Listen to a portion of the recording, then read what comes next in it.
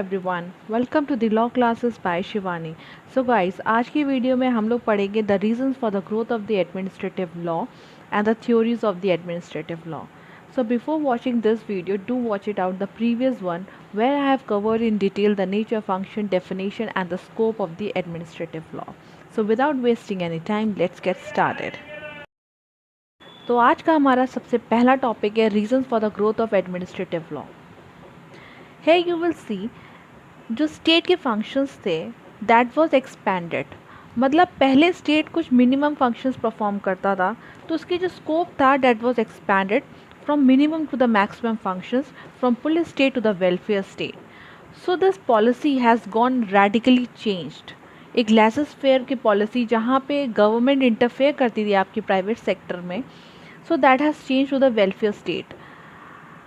उसके बाद हमें ये देखने को मिला कि जो जुडिशल सिस्टम है, जुडिशल सिस्टम क्या आपका काफ़ी इनएडिक्वेट था, क्योंकि जुडिशरी आपके सारे डिस्प्यूट सेटल नहीं कर सकती थी, ऑलरेडी ओवरबर्डन थी। इसलिए industrial tribunal, labour courts etcetera all these were established.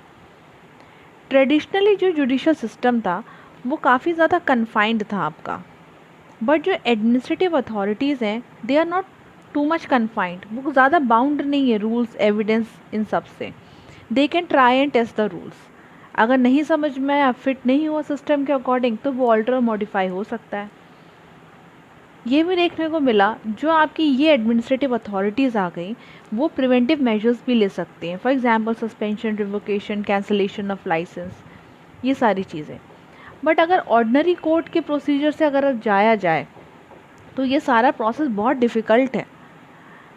उसके बाद ये भी देखने को मिला लेजिस्लेटिव और एडमिनिस्ट्रेटिव अथॉरिटीज़ के बीच में कि लेजिस्लेटिव प्रोसेस भी उस समय पहले के टाइम पे काफ़ी इनएडिक्वेट हुआ करते थे। इनएडिक्वेट होते थे इन द सेंस कि अगर डिटेल प्रोविजंस हैं आपके, पहली बात तो वो सफिशेंट नहीं होते थे, ठीक है। And these legislative authorities they were not capable enough, but still अगर वो ले डाउन कर दिए उन्होंने डिफरेंट प्रोविजंस डिटेल में, वो काफ़ी डिफेक्टिव भी होते थे।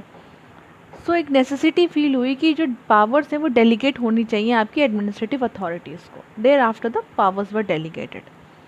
लेजिस्लेटिव प्रोसेस काफ़ी रिजिड भी होता है आपका, बट जो एडमिनिस्ट्रेटिव प्रोसेस है वो फ्लेक्सिबल है। जैसे मैंने आपको वो रूल्स ऑफ एविडेंस और सारी बात बताई कि ट्राइड एंड टेस्टेड रूल्स आप यहाँ पे कर सकते हैं। काफ़ी ज़्यादा यहाँ टेक्निकलिटीज़ से आपको नहीं गुजरना पड़ता है as in the ordinary courts of functions. So this is why the administrative law has grown. यही सारी वजह हैं कि डिफेक्ट्स हैं, जैसे जुडिशरी में कुछ डिफेक्ट्स हो गए, उसके प्रोसीजर काफ़ी टेक्निकल हो गए, ठीक है। So all these factors contributed to the growth of the administrative law. Now we will study the theories. So basically there are two theories of administrative law. पहली आपकी रेड लाइट थ्योरी, दूसरी आपकी green light theory. Red light theory आपकी इस assumption पे based है कि हर तरीके की power it tends to corrupt and absolute power tends to corrupt absolutely. So basically this theory has emerged from the fear of state absolutism, because आपकी जो states हैं वो control करती हैं, regulate करती हैं subjects की different activities को, इसलिए possibility है कि misuse भी कर सकती हैं power को। Therefore this red light theory seeks to protect individual rights, private rights.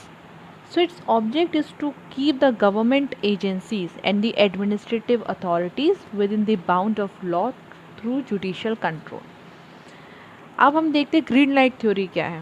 So under green light theory, the control on the administrative agencies is direct and internal.